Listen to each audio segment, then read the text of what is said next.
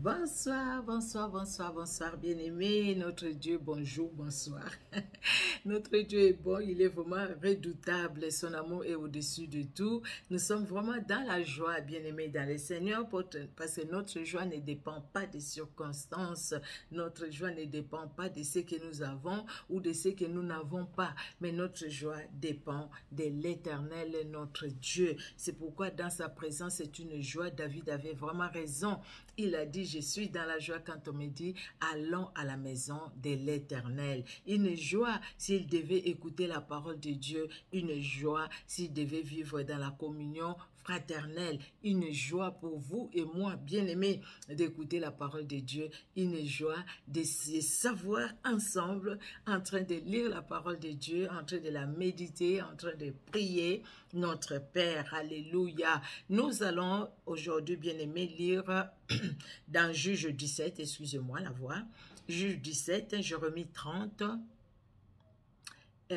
Jérémie 30, Jérémie 31, nous allons lire Actes chapitre 21, les psaumes 26 et les proverbes 20, le verset 19. Amen, amen.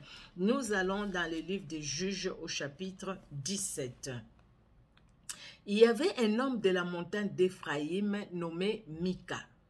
Il dit à sa mère, « Les 1100 cycles d'argent qu'on t'a pris et pour lesquels tu as fait des imprécations, même à mes oreilles, voici cet argent, c'est entre mes mains, c'est moi qui l'avais pris. » Et sa mère dit, « Béni soit mon fils par l'Éternel. » Il rendit à sa mère les 1100 cycles d'argent et sa mère dit, « Je consacre de ma main cet argent à l'Éternel, afin d'en faire pour mon fils une image taillée et une image en fonte, et c'est ainsi que je les rendrai. » Il rendit à sa mère l'argent. Sa mère prit 200 cycles d'argent et elle donna l'argent au fondeur qui en fit une image taillée et une image en fonte. On les plaça dans la maison de Mika. C'est Mika avait une maison de Dieu. Il fit un éphod et des téraphines et il consacra l'un de ses fils qui lui servit de prêtre. En ces temps-là, il n'y avait point de roi en Israël. Chacun faisait ce qui lui semblait bon. Il y avait un jeune homme de Bethléem de Juda, de la famille de Juda. Il était lévite et il séjournait là. Cet homme partit de la ville de Bethléem de Juda pour chercher une demeure qui lui convienne. Et en poursuivant son chemin, il arriva dans la montagne d'Éphraïm jusqu'à la maison de Mika.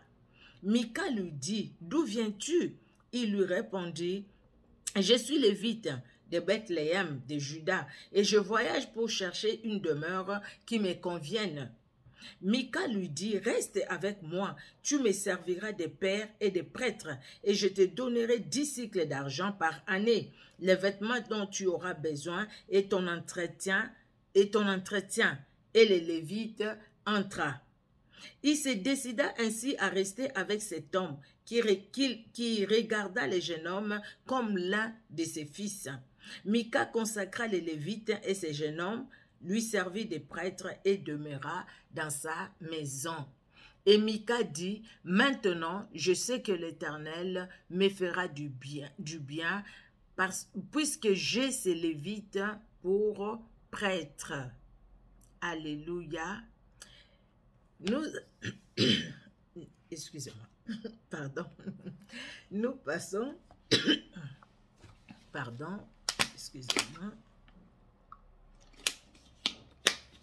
Alors, nous passons dans le livre de Jérémie au chapitre 30. Jérémie chapitre 30, nous lisons au nom de Jésus-Christ de Nazareth.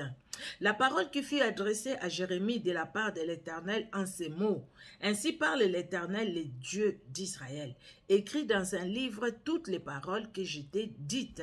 Voici, les jours viennent, dit l'Éternel, où je ramènerai les captifs de mon peuple d'Israël et de Juda, dit l'Éternel. Je les ramènerai dans les pays que j'ai donnés à leurs pères et ils les posséderont. Ce sont ici les paroles que l'Éternel a prononcées sur Israël et sur Juda. Ainsi parle l'Éternel. Nous entendons des cris d'effroi. C'est l'épouvante, ce n'est pas la paix. Informez-vous et regardez si un mâle enfante. Pourquoi vois-je tous les hommes les mains sur leurs reins, comme une femme en travail? Pourquoi tous les visages sont-ils devenus pâles? Malheur, car ce jour est grand. Il n'y en a point eu de semblable. C'est un temps d'angoisse pour Jacob, mais il en sera délivré. En ces jours-là, dit l'Éternel des armées, je briserai son joug de dessus ton cou. Je romprai tes liens et des étrangers ne t'assujettiront plus. Ils serviront l'Éternel, leur Dieu, et David, leur roi, que je leur susciterai. En toi et toi, mon serviteur Jacob, ne crains pas, dit l'Éternel, ne t'effraie pas, Israël, car je te délivrerai de la terre lointaine, je délivrerai ta postérité du pays où elle est captive. Jacob reviendra, il jouira du repos et de la tranquillité, il n'y aura personne pour les troubler. Le temps de Dieu, c'est le temps de Dieu. Alléluia. Quand Dieu décide, il n'y aura personne d'autre qui peut empêcher à la main de Dieu d'agir dans nos vies. Amen, amen. Car je suis avec toi, dit l'Éternel, pour te délivrer. Le Seigneur le dit. Je suis avec toi pour te délivrer. Alléluia. Jésus-Christ, il est avec nous pour nous délivrer, pour nous faire du bien. Amen, amen. Alléluia. J'anéantirai toutes les nations parmi lesquelles j'étais dispersé. Mais toi, je ne t'anéantirai pas. Je te châtierai avec équité. Je ne puis pas te laisser impuni. Eh oui. Ainsi parle l'Éternel. Ta blessure est grave, ta plaie est douloureuse. Nul ne défend ta cause pour bander ta plaie. Tu n'as ni remède, ni moyen de guérison. Tous ceux qui t'aimaient t'oublient. Aucun ne prend souci de toi, car je t'ai frappé comme frappe un ennemi. Je t'ai châtié avec violence à cause de la multitude de tes iniquités, du grand nombre de tes péchés. Pourquoi te plaindre de ta blessure, de la douleur que cause ton mal? C'est à cause de la multitude de tes iniquités, du grand nombre de tes péchés, que je t'ai fait souffrir ces choses. Cependant, tous ceux qui te dévorent seront dévorés, et tous tes ennemis, tous iront en captivité. Ceux qui te dépouillent seront dépouillés, et j'abandonnerai au pillage tous ceux qui te pillent. Alléluia. Gloire au Seigneur. Quel amour de Dieu pour nous, pour ses enfants. Si nous faisons des choses mauvaises, nous n'allons pas rester impunis. Mais Dieu ne va pas nous laisser que l'ennemi continue à nous maltraiter. Non. Dieu permet certaines situations pour nous corriger, mais il ne nous laisse pas toujours dans ces situations-là. À moins que nous choisissions nous-mêmes de rester là-dedans. Mais sinon, Dieu nous tire toujours. Il nous retire de ces situations. Dieu nous délivre. Il tire notre âme. Il les sort de la prison. Il les sort des angoisses, des inquiétudes. Oh, qu'il est merveilleux, ce grand Dieu. Il est merveilleux. J'aime Jésus. Parce que ce qu'il fait, c'est grand. Amen, amen. C'est comme toi aussi, mon frère, c'est comme toi, ma soeur. Tu aimes Jésus-Christ aussi. Parce que ce qu'il fait, c'est vraiment grand. Ce qu'il a fait pour Israël, comme, comment dire, pas comme modèle, mais comme symbole où Dieu révèle sa puissance, son autorité, et Dieu nous montre comment... dans son amour, lui qui nous a aimés, lui qui nous a choisis, nous sommes ses enfants, comment il nous entretient. Il veut que nous puissions marcher dans son amour, nous puissions marcher dans la crainte de son nom. Si nous sortons de sa présence, bien-aimés, nous voyons aussi comment l'ennemi nous détruit, nous saccage. Mais quand nous revenons dans sa présence, c'est lui qui est toujours, qui tend sa main, afin que nous puissions revenir à lui, parce qu'il a vraiment les projets de bonheur, de paix pour chacun de nous. Il a dit dans sa parole. Moi, j'ai surligné cette parole dans ma Bible. Cependant, tous ceux qui te dévorent seront dévorés. Hein? Et tous tes ennemis iront en captivité. Tous iront en captivité. Ceux qui te dépouillent seront dépouillés. et j'abandonnerai au pillage tous ceux qui te pillent. Donc, quelque part, tout ce qu'ils te font, tout ce qu'ils nous font, Dieu leur rend ce qu'ils font. Les mal, Dieu leur rend. Dans les pièges, ils tombent dans leurs propres pièges. Ils cherchent à boire notre sang. Dieu leur donne leur propre sang comme breuvage. Amen. Ils nous attaquent. Ils tombent dans les pièges de leurs attaques. Seigneur Jésus, accomplit cette parole éternelle. Parce que tu es Dieu, tu n'as pas changé. Les dieux d'Israël, tu as choisi ces peuples et tu nous as choisis aujourd'hui comme tes enfants. Éternel Dieu de gloire, révèle ton autorité, ta puissance, car tu n'as pas changé. En toi, il n'y a aucune ombre de variation. Merci pour ta fidélité. Merci Seigneur Dieu de gloire, parce que Seigneur, nous sommes dans ta main. Tu ne permets pas que l'ennemi, éternel Dieu de gloire, puisse se réjouir toujours sur notre sujet. Il puisse se réjouir toujours, Seigneur, du mal qu'il nous fait, du mal qu'il cherche à nous faire, du mal qu'il fait dans nos familles. Toi, tu t'élèves. Et quand tu t'élèves, personne ne peut t'asseoir, te faire asseoir. Quand tu t'élèves, Seigneur, tu agis. Personne, éternel Dieu de gloire, ne peut contredire tes actions, ne peut contredire, Seigneur Dieu de gloire, tout ce que tu fais dans nos vies. Éternel Dieu de gloire, tu ouvres une porte, elle reste ouverte. Personne ne peut venir la fermer. Et quand tu fermes, personne ne peut venir ouvrir parce que tu es souverain. Dans ton amour, tu es souverain. À toi l'honneur, à toi la gloire. Alléluia. Merci Seigneur Jésus-Christ de Nazareth. Nous poursuivons la lecture. Nous sommes dans Jérémie au chapitre 30, les versets 17. Mais je te guérirai, je panserai tes plaies, dit l'Éternel, car il t'appelle la repoussée, cette Sion dont nul ne prend souci. Ainsi parle l'Éternel, voici, je ramène les captifs des tentes de Jacob. J'ai compassion de ses demeures. La ville sera rebâtie sur ses ruines. Les palais sera rétabli comme il était. Du milieu d'eux s'élèveront des actions de grâce et des cris de réjouissance. Je le multiplierai et ils ne diminueront pas. Je les honorerai et ils ne seront pas méprisés. Ses fils seront comme autrefois. Son assemblée subsistera devant moi et je châtierai tous ses oppresseurs. Amen. Son chef sera tiré de son sein, son dominateur sortira du milieu de lui. Je le ferai approcher et il viendra vers moi, car qui oserait de lui-même s'approcher de moi, dit l'Éternel. Vous serez mon peuple et je serai votre Dieu. Voici la tempête de l'Éternel, la fureur éclate, l'orage se précipite, il fond sur la tête des méchants, la colère ardente de l'Éternel ne se calmera pas, jusqu'à ce qu'il ait accompli, exécuté les desseins de son cœur. Vous les comprendrez dans la suite de temps. Amen. Alléluia. Les chapitres 31. En ces temps-là, dit l'Éternel, je serai le Dieu de toutes les familles d'Israël, et ils seront mon peuple. Ainsi parle l'Éternel, il a trouvé grâce dans le désert, les peuples de ceux qui ont échappé au glaive. Israël marche vers son lieu de repos. De loin, l'Éternel se montre à moi. Je t'aime d'un amour éternel. C'est pourquoi je te conserve ma bonté. Alléluia. Je te conserve ma bonté parce que je t'aime d'un amour éternel. Je te rétablirai encore et tu seras rétabli, Vierge d'Israël. Tu auras encore tes tambourins pour parure et tu sortiras au milieu de danses joyeuses. Tu planteras encore des vignes sur les montagnes de Samarie, et les planteurs planteront et cueilleront les fruits. Car les jours viennent où les gardes crieront sur la montagne d'Éphraïm. Levez-vous, montons à Sion vers l'Éternel notre Dieu. Car ainsi parle l'Éternel, poussez des cris de joie sur Jacob, éclatez d'allégresse à la tête des nations, élevez vos voix, chantez des louanges et dites: Éternel, délivre ton peuple, les restes d'Israël.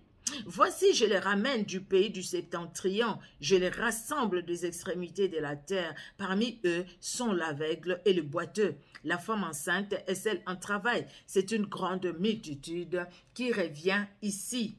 Ils viennent en pleurant et je les conduis au milieu de leurs supplications. Je les mène vers les torrents d'eau par un chemin uni où ils ne chancellent pas. Car je suis un père pour Israël, et Éphraïm est mon premier-né. Nations, écoutez la parole de l'Éternel, publiez-la dans les îles lointaines. Dites, celui qui a dispersé Israël les rassemblera et il les gardera comme les bergers gardent son troupeau. Alléluia.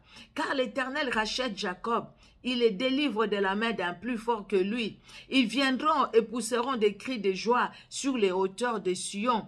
Ils accourront vers les biens de l'Éternel, les blés, les mous, l'huile, les brebis et les bœufs. Leur âne sera comme un jardin arrosé, et ils ne seront plus dans la souffrance. Alors les jeunes filles se réjouiront à la danse, les jeunes hommes et les vieillards se réjouiront aussi. Je changerai leur deuil en allégresse et je les consolerai. Je leur donnerai de la joie après leur chagrin. Alléluia. Après un moment d'épreuve, c'est la victoire que nous allons savourer. La victoire, la victoire. Alléluia. Je rassasierai de graisse l'âme des sacrificateurs et mon peuple se rassasiera de mes biens, dit l'Éternel. Et mon peuple se rassasiera de mes biens, dit l'Éternel. Amen. Amen, amen, alléluia. Ainsi parle l'Éternel, on entend des cris à Rama, des lamentations, des larmes amères. Rachel pleure ses enfants. Elle refuse d'être consolée sur ses enfants, car ils ne sont plus. Ainsi parle l'Éternel, retiens tes pleurs, retiens les larmes de tes yeux, car il y aura un salaire pour tes œuvres, dit l'Éternel. Ils reviendront du pays de l'ennemi. Il y a de l'espérance pour ton avenir, dit l'Éternel. Tes enfants reviendront dans leur territoire. J'entends Éphraïm qui se lamente. Tu m'as châtié, et j'ai été châtié comme un veau qui n'est pas dompté. Fais-moi revenir, et je reviendrai, car tu es l'Éternel, mon Dieu. Après m'être détourné, j'éprouve du repentir. Et après avoir reconnu mes fautes, je frappe sur ma cuisse. Je suis honteux et confus, car je porte l'opprobre de ma jeunesse. Éphraïm est-il donc pour moi un fils chéri, un enfant qui fait mes délices? Car plus je parle de lui, plus encore son souvenir est en moi. Aussi mes entrailles sont émues en sa faveur. J'aurai pitié de lui, dit l'Éternel. Dresse des signes, place des poteaux, prends garde à la route, au chemin que tu as suivi. Reviens, Vierge d'Israël, reviens dans ces villes qui sont à toi. Jusqu'à quand seras-tu errante, fille égarée? Car l'Éternel crée une chose nouvelle sur la terre, la femme recherchera l'homme. Ainsi parle l'Éternel des armées, les dieux d'Israël. Voici encore ce que l'on dira dans le pays de Juda et dans ses villes. Quand j'aurai ramené leurs captifs, que l'Éternel te bénisse. Quand j'aurai ramené leurs captifs, que l'Éternel te bénisse. Demeure de la justice, montagne sainte. Là s'établiront Juda et toutes ses villes, les laboureurs et ceux qui conduisent les troupeaux. Car je rafraîchirai l'âme altérée et je rassasierai toute âme languissante. Là-dessus, je me suis réveillé et j'ai regardé, mon sommeil m'avait été agréable. Voici les jours viennent, dit l'Éternel, où j'ensemencerai la maison d'Israël et la maison de Juda d'une semence d'hommes et d'une semence de bêtes. Et comme j'ai veillé sur eux, pour arracher, abattre, détruire, ruiner et faire du mal, ainsi je veillerai sur eux pour bâtir, pour planter, dit l'Éternel. Alléluia. En ces jours-là, on ne dira plus, les pères ont mangé des raisins verts et les dents des enfants en ont été agacées. Mais chacun mourra pour sa propre iniquité. Tout homme qui mangera des raisins verts, ses dents en seront agacées. Voici les jours viennent, dit l'Éternel, où je ferai avec la maison d'Israël et la maison de Juda une alliance nouvelle. Non comme l'alliance que j'ai traitée avec leurs pères les jours où je les saisis par la main pour les faire sortir du pays d'Égypte. Alliance qu'ils ont violée, quoique je sois leur maître, dit l'Éternel. Mais voici l'alliance que je ferai avec la maison d'Israël. Après ces jours-là, dit l'Éternel, je mettrai ma loi au-dedans d'eux. Je l'écrirai dans leur cœur et je serai leur Dieu et ils seront mon peuple. Celui-ci n'enseignera plus son prochain, ni celui-là son frère, en disant « Connaissez l'Éternel », car tous me connaîtront, depuis les plus petits jusqu'aux plus grands, dit l'Éternel. Car je pardonnerai leur iniquité et je ne me souviendrai plus de leurs péchés. Ainsi parle l'Éternel qui a fait le soleil pour éclairer le jour, qui a destiné la lune et les étoiles à éclairer la nuit, qui soulève la mer et fait mugir ses flots, lui dont le nom est l'Éternel des armées. Si ces lois viennent à cesser devant moi, dit l'Éternel, la race d'Israël aussi cessera pour toujours d'être une nation devant moi.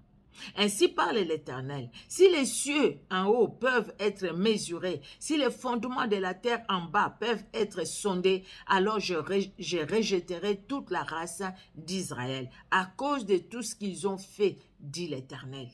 Voici les jours viennent, dit l'Éternel, où la ville sera rebâtie à l'honneur de l'Éternel depuis la tour de Hananéel jusqu'à la porte de l'angle. Le cordeau s'étendra encore vis-à-vis jusqu'à la colline de Gareb et fera un circuit du côté de Goat. Toute vallée des cadavres, toute la vallée des cadavres et de la cendre, et tous les champs jusqu'au torrent de Cédron, jusqu'à l'angle de la porte des chevaux à l'Orient, seront consacrés à l'Éternel et ne seront plus jamais ni renversés, ni détruits. Que Dieu soit glorifié pour sa parole. Nous allons dans Actes des Apôtres, le chapitre 21. Actes des Apôtres, chapitre 21. Nous lisons au nom de Jésus-Christ de Nazareth. Nous nous embarquâmes après nous être séparés d'eux et nous allâmes directement à Kos, le lendemain à Rhodes et de là à Patara. Et ayant trouvé un navire qui faisait la traversée vers la Phénicie, nous montâmes et partîmes. Quand nous fûmes en vue de l'île de Chypre, nous la laissâmes à gauche poursuivant notre route du côté de la Syrie et nous abordâmes à Tyr où les bâtiments devaient décharger sa cargaison.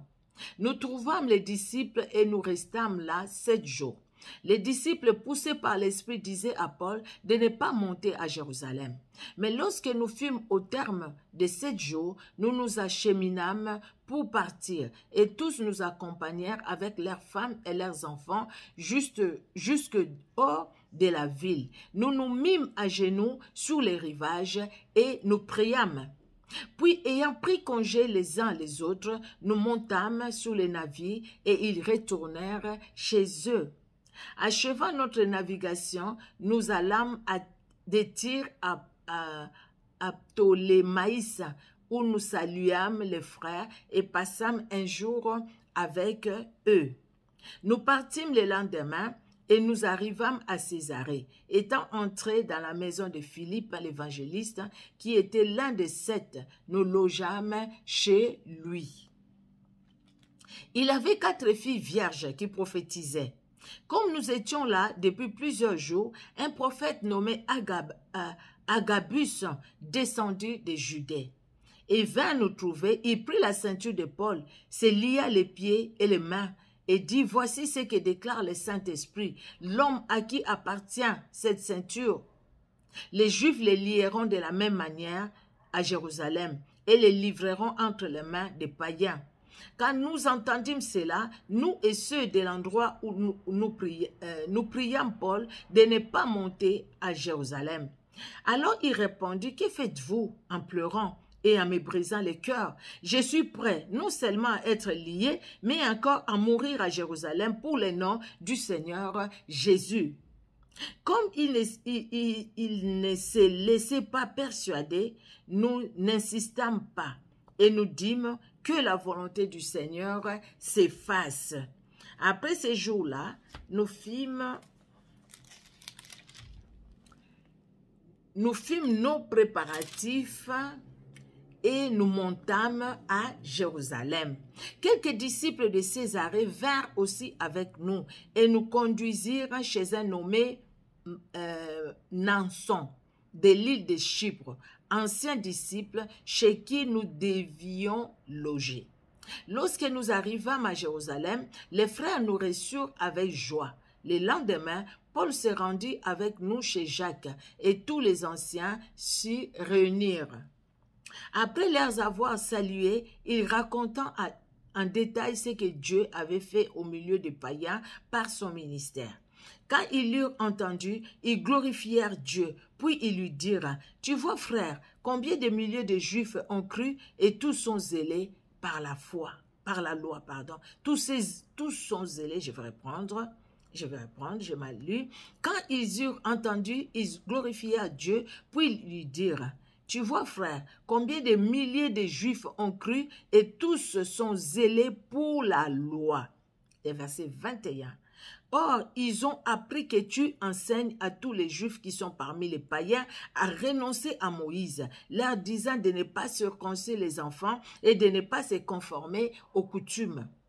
Que faire donc? Sans aucun doute, la multitude se rassemblera, car on saura que tu es venu. C'est pourquoi fais ce que nous allons te dire.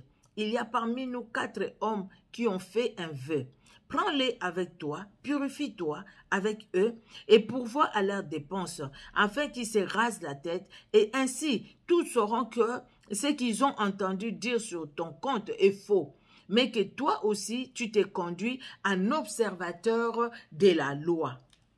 À l'égard des païens qui ont cru, nous avons décidé et nous leur avons écrit qu'ils aient à s'abstenir de viande sacrifiée aux idoles, du sang, des animaux étouffés et de l'impudicité.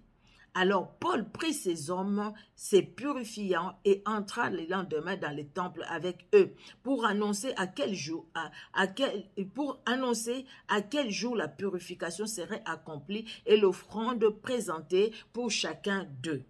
Sur la fin de 7 jours, les Juifs d'Asie, ayant vu Paul dans le temple, soulevèrent toute la foule et mirent la main sur lui en criant « Homme israélite, au secours! Voici l'homme qui prêche partout et à tout le monde contre le peuple, contre la loi et contre ces lieux. Il a même introduit des Grecs dans le temple et a profané ces saints lieux. Car il avait vu auparavant Trophime d'Éphèse avec lui dans la ville, et il croyait que Paul l'avait fait entrer dans les temples. Toute la ville fut émue, et le peuple accourut de toutes parts, et se saisit de Paul, et les traînèrent hors du temple, dont les portes furent aussitôt fermées. Comme ils cherchaient à les tuer, les bruits vinrent au tribun de la cohorte, que tout Jérusalem était en confusion. À l'instant, il prit des soldats et des centeniers et courut à eux. Voyant les tribuns et les soldats, ils cessèrent de frapper Paul. Alors le tribun s'approcha, se saisit de lui et le fit lier de 2 chaînes. Puis il demanda qui il était et ce qu'il avait fait. Mais dans la foule, les uns criaient d'une manière, les autres d'une autre. Ne pouvant donc rien apprendre de certains à cause du tumulte, il ordonna de les mener dans la forteresse. Lorsque Paul fut sur les degrés, il dut être porté par les soldats à cause de la violence de la foule, car la multitude du peuple suivait en criant « Fais-les mourir !» Au moment d'être introduit dans la forteresse, Paul dit au tribun « M'est-il permis de te dire quelque chose ?» Le tribun répondit « Tu sais les Grecs. Tu n'es donc pas cet Égyptien qui s'est révolté dernièrement et qui a amené dans le désert 4000 brigands. Je suis juif, reprit Paul, de Tarse, en Cilicie, citoyen d'une ville qui n'est pas sans importance. Permets-moi, je te prie, de parler au peuple. Les tribuns les lui ayant permis, Paul, debout sur le degré, fit signe de la main au peuple. Un profond silence s'établit et Paul parla en langue hébraïque et dit « Ah, le verset... Donc, et dit, le chapitre 21 s'arrête là, et le chapitre 22, nous allons maintenant, pour la prochaine lecture, écouter ce que Paul a dit. Amen. Et les tribuns, les lui ayant permis, Paul debout sur les degrés, fit signe de la main au peuple, un profond silence s'établit, et Paul parla en langue hébraïque, dit. Nous allons voir la suite au chapitre 22, la prochaine lecture biblique. Hein? Comme ça, vous serez là pour écouter la suite. C'est vrai, vous pouvez déjà lire aussi par vous-même. Alors, nous allons aller dans les psaumes, hein? Psaume chapitre 21. Non, les psaumes chapitre 26. Alors, les psaumes chapitre 26. Psaume 26, nous lisons au nom de Jésus-Christ de Nazareth.